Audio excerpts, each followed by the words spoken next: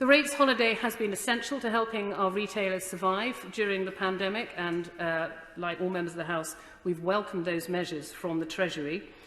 But I would really urge the Government to take this opportunity represented by this bill to reform the existing structure of rates to better reflect the underlying trading environment that many of our retail sector are having to face. I've already mentioned I personally would prefer to see that, yes, to push the revaluation back, but perhaps later in 2021 rather than 2023 for those businesses. And we might assume, for example, that there might particularly be more to be found in the North and the Midlands that are going to face a reduction in the value of their properties. It would be better for them to take advantage of that reduction in rates sooner rather than later, especially with regard to the very, very challenging trading conditions that everybody is going to be facing.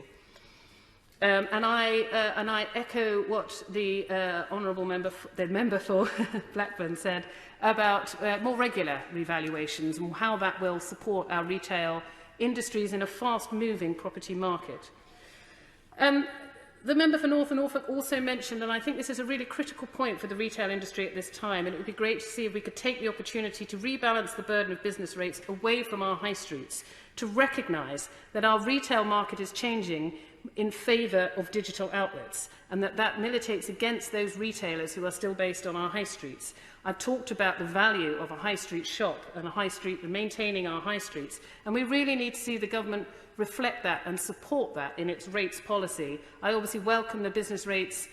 review that is going on, and we plan to contribute to that. But again, I would hope that that could be done speedily so that we can see rates reform take place sooner rather than later as a better support to all of those businesses that are relying on rates reform to help them through.